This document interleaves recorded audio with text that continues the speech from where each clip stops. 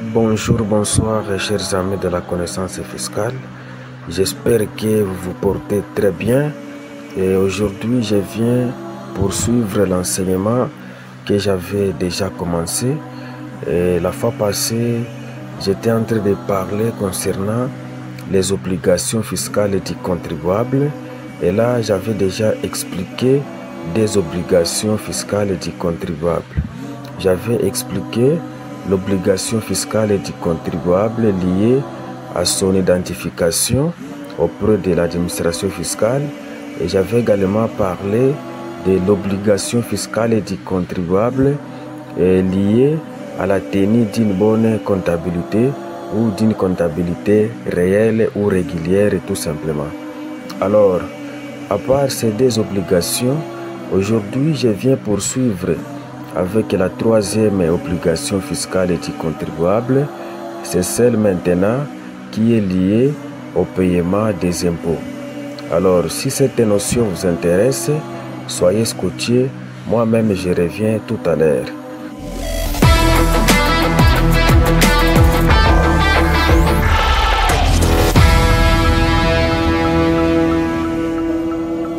De retour sur la page de la connaissance fiscale, comme je venais de le dire, je vais vous montrer comment est-ce que le paiement des impôts s'effectue en République démocratique du Congo. Mais quand on parle de paiement des impôts, et en d'autres termes, nous sommes en train de parler seulement du recouvrement des impôts. Et je vais vous montrer comment est-ce que ça se fait en République démocratique du Congo.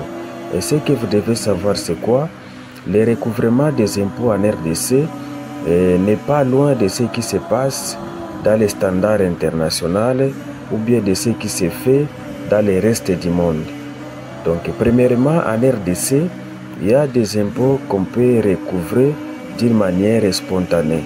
C'est-à-dire quoi? Ce sont des impôts qui sont déclarés et payés au même moment par les contribuables tout en respectant l'échéance de l'impôt. Et ça, c'est ce qu'on appelle le paiement spontané.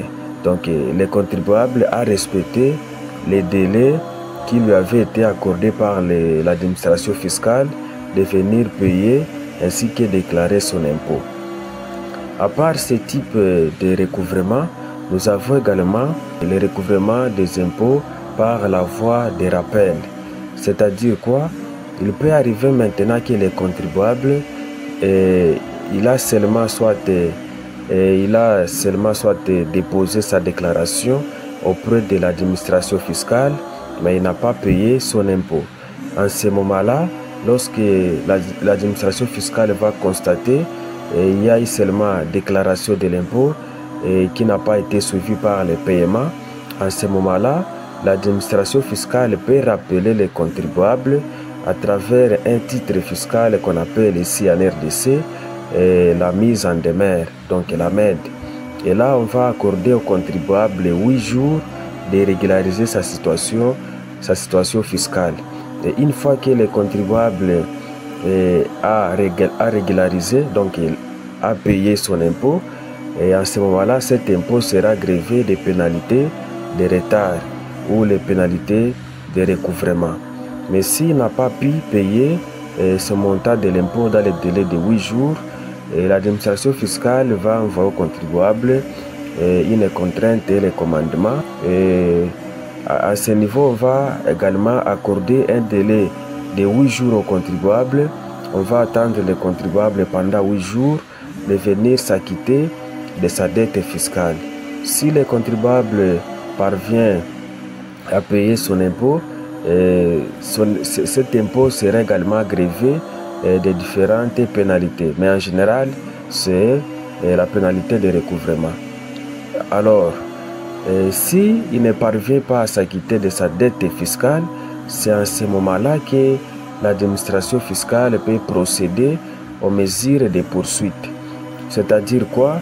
L'administration fiscale va adresser un titre qu'on appelle avis à tiers détenteur à toutes les personnes qui sont redevables du contribuable.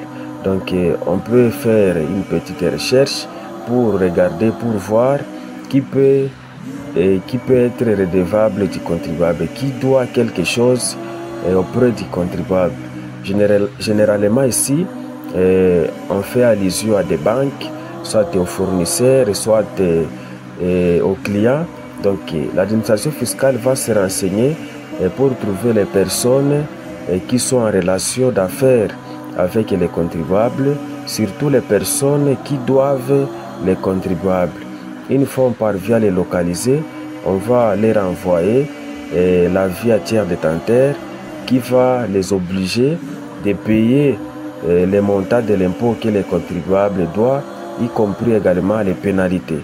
Si les tiers détenteurs ne veulent pas payer l'impôt du contribuable, l'administration fiscale peut infliger des amendes à ces tiers détenteurs. Alors, à part cette mesure de poursuite, nous avons une autre mesure de poursuite qui est maintenant liée à la saisie mobilière et immobilière des biens du contribuable.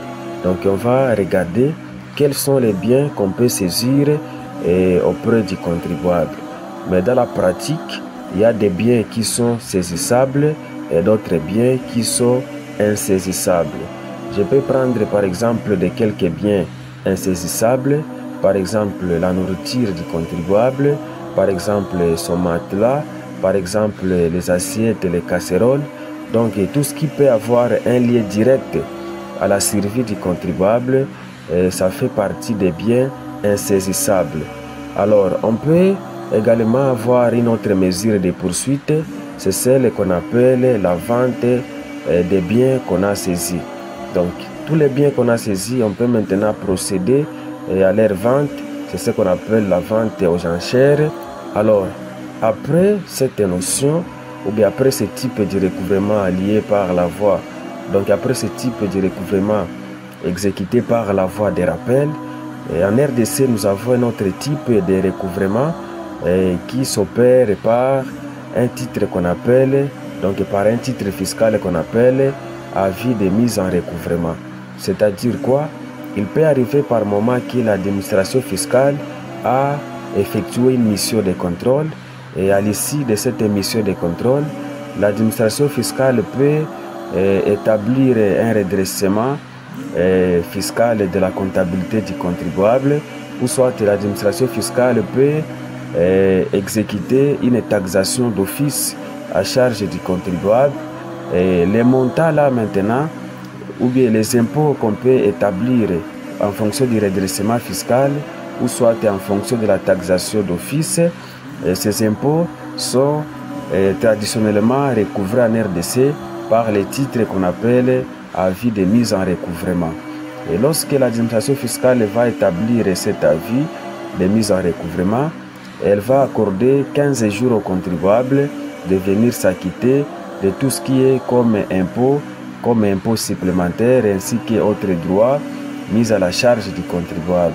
Et si le contribuable vient de s'acquitter de ces montants, et en ce moment-là, il va payer les impôts plus les différentes pénalités. Maintenant, si le contribuable ne parvient pas à honorer sa dette fiscale, on peut envoyer une contrainte ainsi que les commandements au contribuable et on va l'accorder encore un délai de 8 jours de venir régulariser sa situation. Dans le cas contraire, s'il ne régularise pas sa situation, l'administration fiscale peut procéder aux 3 mesures de poursuite que nous avons déjà expliquées. Alors, ça c'est un autre type de recouvrement qu'on peut retrouver en République démocratique du Congo. Mais on peut avoir aussi un autre type de recouvrement, donc le recouvrement par la retenue à la source. Ça se fait aussi en République démocratique du Congo. C'est-à-dire quoi? Il y a certains impôts que le gouvernement recouvre, que le gouvernement peut recouvrer par la retenue à la source. Et généralement en RDC, ça s'applique beaucoup plus aux impôts professionnels sur les rémunérations des agents de l'État ou des fonctionnaires de l'État. Ces impôts-là, donc ces impôts-là sont retenus à la source au niveau même de Kinshasa. C'est comme ça que ça se passe en grosso modo en République démocratique du Congo. Mais je peux encore préciser les moyens de paiement des impôts en RDC. Ça se fait par la voie bancaire. Donc les contribuables déposent les montants de l'impôt auprès des banques indiquées par les différentes administrations fiscales. Mais dans la pratique, ce qui se passe, c'est quoi? C'est le paiement de l'impôt qui doit précéder la déclaration. Parce que quand on dit le paiement de l'impôt, on voit au même moment les paiements, y compris le dépôt de la déclaration. C'est-à-dire quoi? Le contribuable doit d'abord calculer son impôt à la maison et sur la déclaration. Une fois il a déjà effectué son calcul et sa liquidation de l'impôt, il doit se rendre avant tout dans une banque indiquée par l'administration fiscale concernée. Il verse son argent dans la banque et puis une fois il a déjà les bordereaux, il peut rentrer maintenant auprès de l'administration fiscale pour venir déposer la déclaration. C'est comme ça que ça se fait. Alors j'espère que cette explication, cette présentation a été suffisante. Si vous aurez des préoccupations ou des questions par rapport à ce que nous venons d'exposer, vous trouverez le numéro dans la barre de description. Et si c'est votre première fois de tomber sur l'une de mes vidéos, je vous demanderai tout simplement que vous puissiez vous abonner à ma chaîne. N'oubliez pas également d'activer la cloche de notification pour ne pas rater de nouvelles publications. Partagez également la vidéo, aimez la vidéo, ça nous fera énormément du bien. Merci beaucoup et à la prochaine occasion.